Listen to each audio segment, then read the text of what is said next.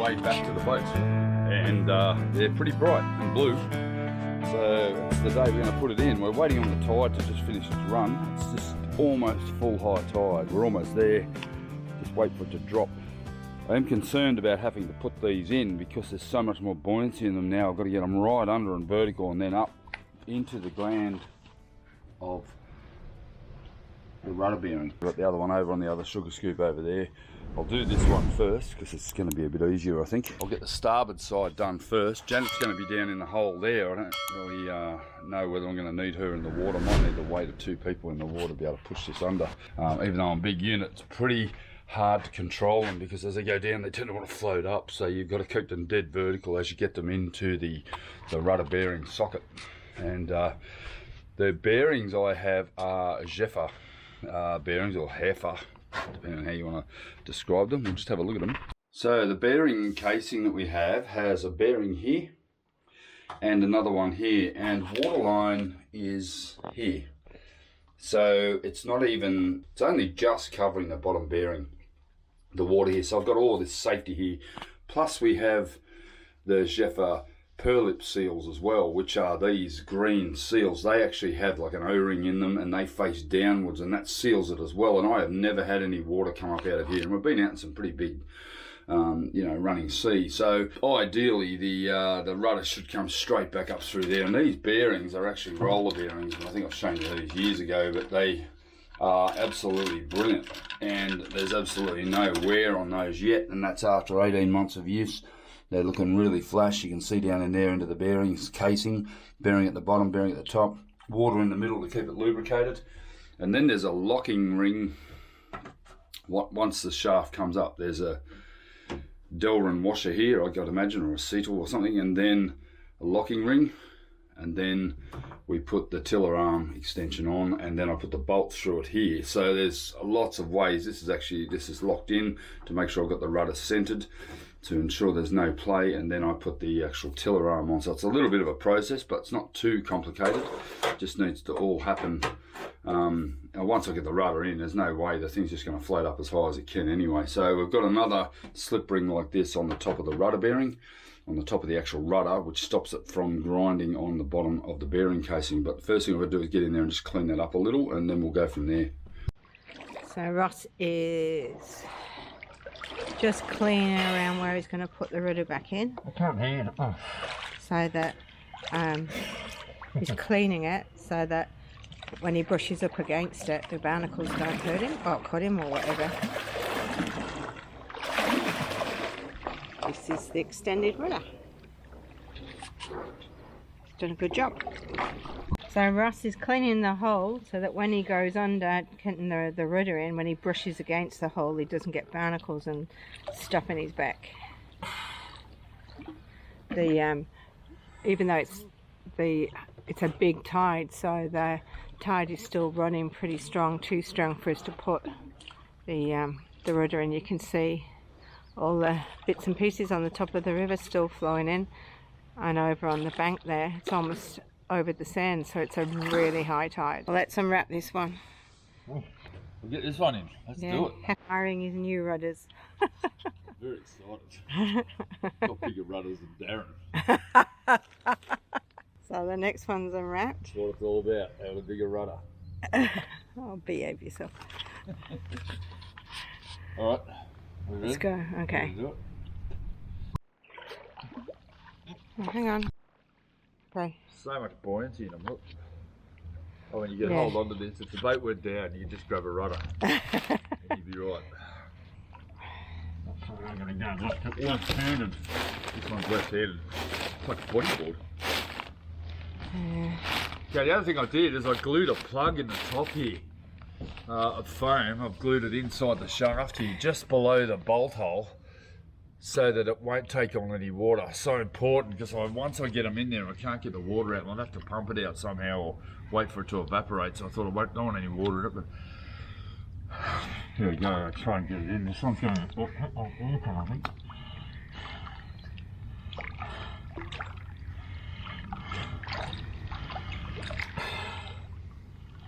Oh, what my crap.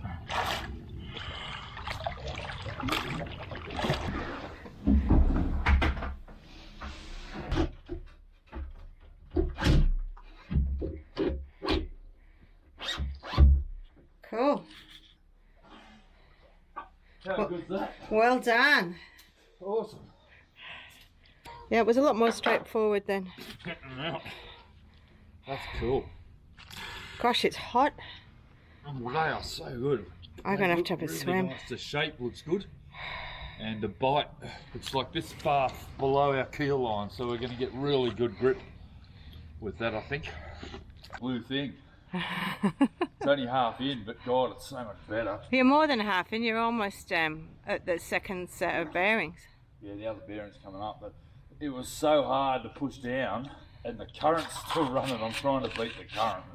Like, we've still got 2 or 3 knots of current, but yeah, not a bad effort. Well done. Good job I've got a bit of body weight behind me. I put my shoulder into it. That's what you got to do. You got to get your shoulder into it. You know, I'll see if I can wiggle it up into the next bearing.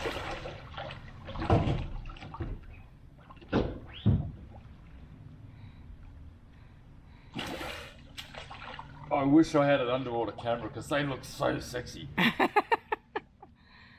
They are hanging that far below the keel line now. They will just make a massive difference to our steering.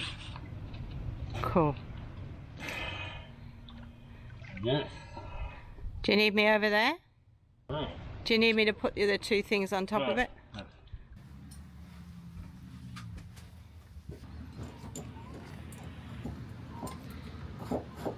Okay, down in the sugar scoop, and it's time to put the rudder all back together again. This can be pushed down, but it's fully engaged, and the buoyancy of the rudder is holding it up in place. First thing that goes on is a slip ring, then a locking ring. That then has to be centered. That's just with an Allen key. Then the tiller gets put back on, and then I have these holes here where the large stainless bolt goes through the carbon rudder. So there's a whole lot of things that have to go on here, and then we have to tighten up the clamp on the actual tiller itself. But I'm going to clean it all up first before I put it all back together. That's going to be the first order of the day, and then we'll go from there.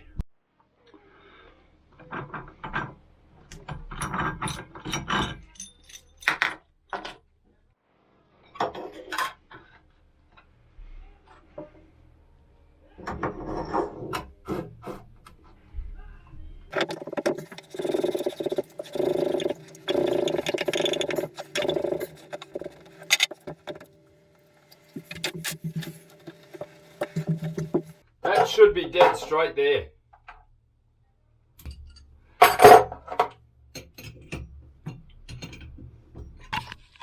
Alright, so because I've got a centre pin bolt holding through the shaft, it's very easy to align again.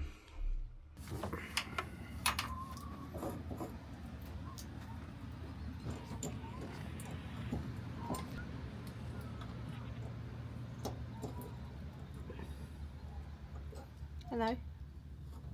Hello. Having fun.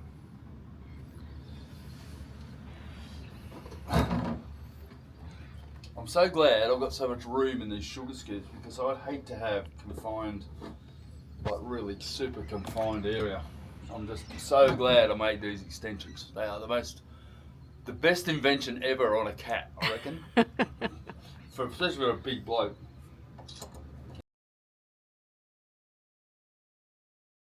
We've been going hard at the factory for the last 10 days.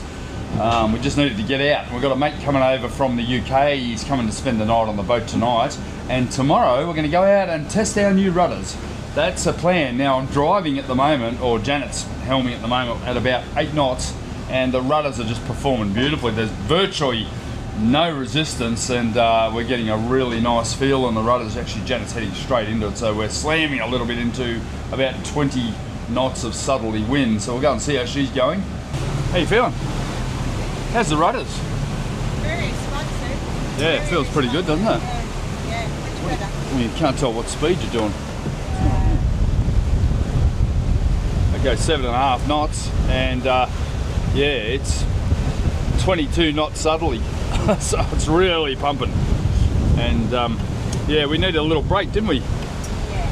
Needed a break from the ho-hum and come out for the ho-hum. It's a bit wet and wild out here today, but tomorrow is looking spot on, and we've got about 20 knot northeasterly tomorrow, so we're hoping to give it a bit of a nudge. Jesus, I just got drenched then. the wave just went up the back and hit the tender from behind.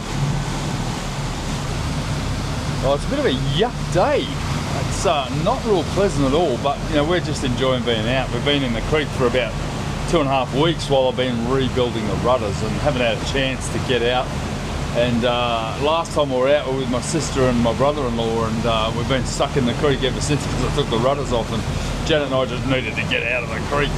You get a little bit of cabin fever when you're living on a boat on a mooring in a creek, but we've been going to work every day. But we've just been playing around with our radar up here, getting used to some of the new systems. We really haven't had time to get used to the way everything works, and Janet was just explaining to me the radar, and she's done a fair amount of training on marine rescue on the radar, and we had a couple of big Navy vessels just behind us over here that were sort of milling around, and they were showing up on the radar. So and it ties in with the AIS, so it's absolutely perfect. We can do an overlay and we can do combination screens on our MFD. Janet's enjoying a bit of a helm. I am. It's great. And the rudders are awesome. The rudders are awesome. They are doing such a good job. So responsive. Yeah, it's made a big difference, isn't it? So I added about 30% to the rudders, 30% to the bottom of them. I didn't really make them any bigger, I just made them longer. And the amount of bite that I think it's giving us as we're moving is just unbelievable. I'm quite surprised. I mean, we can turn the helm and the boat instantly responds, whereas before it was lagging. So hopefully that's going to help with a little bit of our weather helm issue, which we'll test out tomorrow with Jason out for a sail. And we're just coming around the point to Vincentia, and we're going to be basically going on to the mooring at Holden Street, where we are going to pick up an old mate of mine, Pete Chart. So our cruising speed of 8.2 knots is at 2,000 revs, so that's just so pleasing. We've got a lot of speed, a lot of power if we need it, and we've still got another 1,000 revs in reserve if should we need to you know, floor it for any reason to get out of a weather system.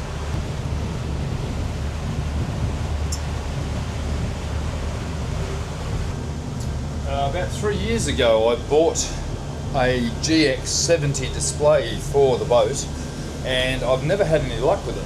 It has never worked, and we felt that it was a problem with our servo GX, and we've replaced the servo, and guess what? It works perfectly. We are delighted to announce that we now have a full functioning display with the new module. Or the new display, and this here, so we've got 67%. We're charging currently at 194 amps. Now that's both alternators, both of our Vallejo 125 amp alternators have been modified with the Belmar kit for that particular alternator, and they're delivering 193 amps at the moment. That's at 2,000 revs. It will get up to around about 220 amps, which is just phenomenal, given that normally you'd only get about 80 or 90 amps out of one of these Vallejo alternators. So those Belmar kits that fit on the Vallejo 125s that come standard with the 4JH57 Yanmar engine really do deliver once they've been modified for lithium. And we've got 42 watts of solar. That's nothing because it's very wet and miserable. And we'll have a look at our tankage here. Our port fuel showing we've got 173 litres on our port fuel, 76% or 208 litres on our starboard, and obviously our water. And then we've got all these other settings we can go into here, but this is just such a brilliant thing to have this. It saves us having to dial in on our phone all the time, which we can do, but it just makes a massive difference having the display here. We can just lean over, click on it, and it's done. I wish I'd mounted it over on our nav station, but it is near our electrical compartment here. Now that I've got all this really functioning well, I'm going to do a massive tidy up in there and put my NMEA network. At the moment we've got a bit of a spaghetti junction here on the floor, but it's all certainly very easy to manage, and all of our electric is, or our electrical system is just working brilliantly with no hiccups at all. We had a lot of hiccups with our old servo. The only other thing I'm probably going to do is add another MPPT controller there for the new solar system that I intend to put in the coming months. That'll need another RCD over there, and obviously another MPPT 100-50, which can handle up to 700 watts, and that'll give me a grand total of solar of what we're aiming for is around 2,000 watts of solar. At the moment we only have about 500. We are a little bit short on power generation. Luckily we've got a good summer and we haven't had a lot of overcast days and rain, but you know, at the end of the day it still really is essential that we up our solar generation, because that is you know, free power. Well, it's not free, but it's certainly going to make a big difference when we start cruising in about a month's time, and that's bloody exciting. It's sail day and we've got Jace from across the road. How are you, mate? Awesome, awesome. What a Feeling good? day, Yeah, good day for it. It's 30 degrees. It's pretty warm. Oh, bloody good, great. Yeah, good stuff, mate. Good to have you on board. All right, I'm going to play with the new rudders. I don't think you were in centre. It only turns 1.5 turns. Yeah. How good are they? Wow. Yes, a marked difference. Yeah, we're throwing it. He's throwing it around. That's the new rudders. It's just incredible, the difference. Wow. And they feel more balanced too, which is just superb. Yeah, what a modification, eh? It'll be interesting to see how it goes now sailing. It should. All right, I'm going to whack it over port, 90 degrees.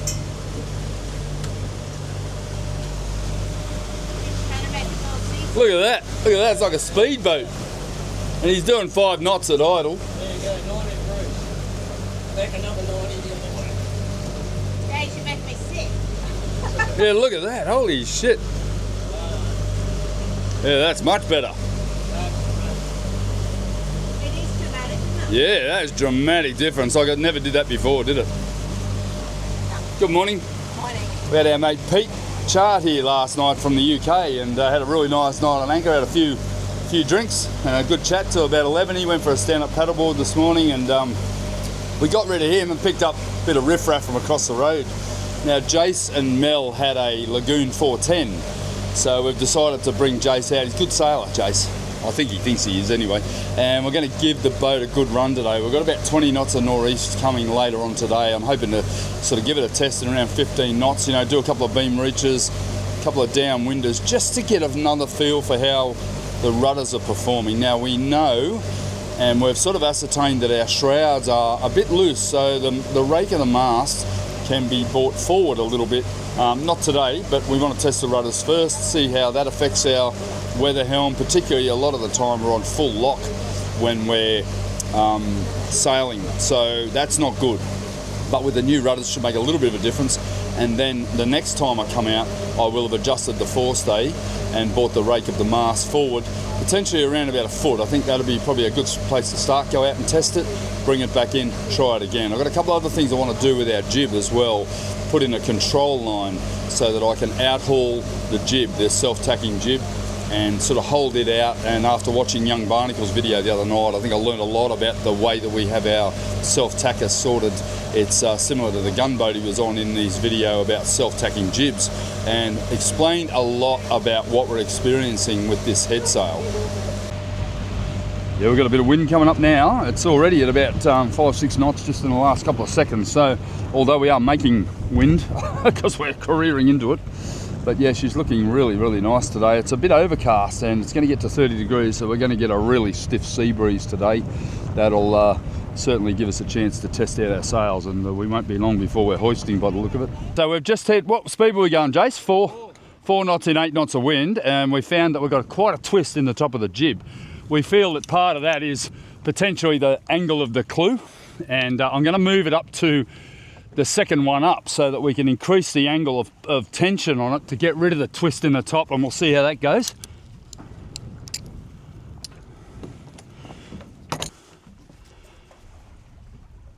Imagine if it unfurled now. That's why I said you want a rope in it. Yeah. I won't go all the way, Jace. I'll just go to half.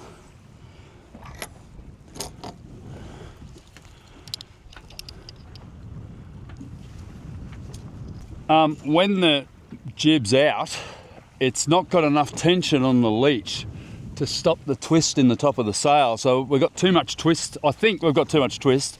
And that won't be helping with the weather helm, because that means the main is overpowering the jib, and we want the jib to pull us forward and the main to push us. And it's all about the angle of our self-tacking jib. The way we've got it rigged is a common way to rig these self-tacking jibs, and it does have a big effect on weather helm. Yeah, that's it. Cool. Righto. Okay, we're ready to go. Let's go and pull that out and see how that goes.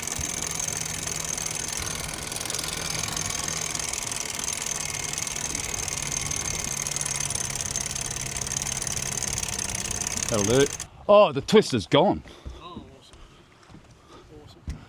Yeah, that's much better. Righto, so we're looking at the telltales. Our lower ones are not good, but the top one is dead flat. And that twister's almost totally removed out of that head sail now. That looks so much nicer. Does it feel better? Steering's great. Does it? Climbing back up towards 4. Now we're out of telltales. The top one's perfect, but these ones aren't. So we could let the sheet out a bit, I reckon. Now that we've got that angle, just let that sheet out a little. Janet, you should do that. That's it. So one thing to understand about these curved self-tracking jibs, and Shane on Young Barnacles highlighted this the other day, it just made so much sense. The curved track curves away from where the clue of the sail is. So as you let it out, we need to let the sheet off a little bit to get the perfect shape. And we're sort of really nice to have played with that clue positioning as well. I think really it's potentially in the right spot now. Ideally, we were told to set it at the middle of the sail on an angle, which is around about where the stitching is in the middle of the line there, and that's that telltale here. So I think it's definitely improved the shape up there. It's probably not perfect, but we've got virtually no wind. Really nice to just test things out and change things like shackles and clue angles just while we're under some milder conditions, so that when it hits the fan later on at 20 knots, we've already made the adjustments required. Up until today, we've done some rudimentary sailing. We really haven't had enough sailing, but it's nice to just have a good day out now that the rudders are improved. Definitely making a difference to its manoeuvrability. We've got a couple of issues with the autopilot I want to sort out over the next few weeks before we head off cruising, but having Jason here and Janet on the helm up there, lets me play with the parameters and the sail angles and things, and just try to improve it a little bit. We've got the main sheet right out, so we're cruising along. What are we? Is it 4 knots? What speed are we doing? 4? 3? 3.5 knots, and it's not even, what is it, 8 knots? Yep. 8 knots of wind, 3 knots, so we are sailing. We're not breaking any speed records. So, there we go, 125. She's not rounding up, she's holding course. Yep. So we've done a couple of things, haven't we? Yep, she's holding. Yep. Still holding, no problems. Great. She doesn't want to go one way or the other. That's good. She's self-steering at this stage. I'm relaxing now. We've rebuilt the rudders. That was a 2-week process. Changing the clue angle on the jib was like a 2-minute job, and I should have done that first maybe. Probably could have saved myself having to do the rudders. No, the rudders needed to be done. Yeah, they are brilliant. And we've got steerage. Have you got steerage both ways, Jace? It's in the centre? Yeah, brilliant. Absolutely brilliant. Ronnie will be very happy. Ron will be happy because he was into me. You've got problems, Ross. You've got problems. I have. That's my mic. It looks like a tuft of hair. Janet said I got hair growing out of my ears. It's because I'm getting old. She goes, "You've got a tuft of hair growing out of your ear." It's actually my dead cat hanging out of my ears. At least everyone's laughing today. Last time we were out with Ron, we were a little bit stressed, and it was blowing 20 knots, admittedly. You're pulling the jib sheet on. Yep. Tighten it down a little bit more. Hang on, let me get up here, I'll see what it's doing. So we've got the mainsail, full mainsail up. Shook out the reefs. Pick it up. He's just shook out the reefs, he just said, but he hasn't got the mic, so you won't hear him.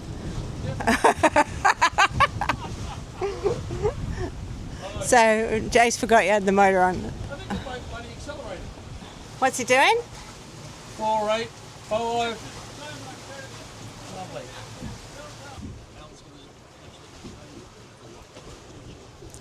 So we're talking about playing with the tensions on the shrouds now.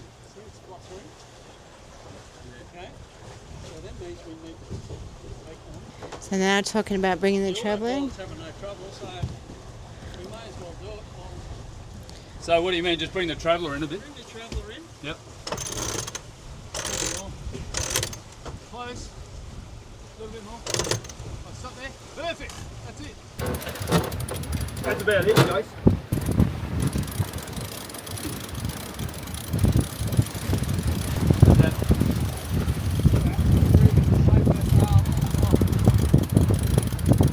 Yeah. Yeah, so we had patches of the main that weren't adding anything to the conversation, but with intentioning the main sheet, now the whole main is engaged. So it's not awesome. We're going to sort that out later, but all of the main is working. So there's no saggy bits. We brought the Traveller into the centre a little more, and we could probably go a little bit more. Ross, do you want to bring your Traveller in rather than doing the main sheet? Bring it a little more to the centre. Yeah, okay, and a little more main sheet too while you're at it. See, we've got a little tiny bit of fluttering up high. If we can pull that main sheet down by pulling the rear of the boom down, we'll try and flatten that out a bit and get a bit more grunt. So our speed's increasing. The fluttering, rather than going away, increased in velocity. So, I don't know. I'm happy with that. I'll let it go. We're relaxed. The boat's relaxed. The boat's sailing itself on autopilot. The sails are happy. Our telltales are pretty happy. She's doing what a catamaran's supposed to do. I'm going to turn the autopilot off and see what it does. Okay. We're in standby. She's not dramatically veering one way or the other, which is great. 317, 316, Yeah. 317. No, it's holding course. Okay, beautiful. Put that autopilot back on so we can hear nothing. The autopilot's not screaming, I'm not overworking. The skipper's got a smirk on his face. He's enjoying himself. The sails aren't flapping. The boat's cutting through the water like it's supposed to. Fantastic. Jervis Bay's looking amazing as it's supposed to. That has held course to the degree. Yeah. Yep. Unreal. Yeah, awesome. This is how catamaran sailing is supposed to be. Easy, relaxed. And the whole trick is to make it look easy and relaxed. Because being the skipper, if you make it look like it's hard, everyone will shit themselves. Make it look easy. If you make it look easy, everybody's relaxed. Everybody's happy. Well, if there was ever a day that was well spent, it was that one. Just putting the boat through its paces with the rudders and playing with the sails, changing the clue angle on the head sail, playing with the main sheet and really playing with the mainsail and doing a few different reefs in the main while we had some wind that wasn't too strong was one of the most validating things I've had. The first time since I've had this boat in the water, I've had really nice control of the rudder, and that is so pleasing. So that is the first stage. I'm pretty happy with the rudders, so maybe I can even improve it even more by adjusting the rake now. I know we should be learning to sail without the rudders, and we did actually do that over today. What we did is we actually dropped, let go of the helm and just saw what the boat did in a beam reach and a slight climb into the wind, and very happy to say that when the rudders were straight, basically the boat held its course within 1 or 2 degrees. So that's more than good enough for a cruising big fat catamaran like we got here. So absolutely wrapped. Now today we've actually made our way to the wharf just down the road from where we live, and we're going to do some maintenance on the boat. We're going to do some headlining work, and I'm going to bring the big solar arch down that I've built tonight. I have to get it down tonight. I'll get up to the factory, do a test fit. I'm going to have to drill holes. I'm going to have to core them with epoxy, and then come back tomorrow, re-drill and mount the thing tomorrow, because we're only allowed to be here for around 24 hours, and we're going to be here at least 24 hours doing all the work we need to do. Janet wants to do a bit of cleaning, a bit of polishing, and I need to do a bit of work on the roof lining. So there's a couple of things we need to do while we're here at the wharf, and very, very happy to have a place where we can come up and do a little bit of service work. There's a power point right there. Even though we've got 240 volts, we'll just use the shore power, and we can top up our water and everything else. So yeah, lots going on at the moment, and we've just had a great day out, and we're beat. Tell you what, we're tired, but so worthwhile. We've had 6 hours of sailing and really put the boat through its paces.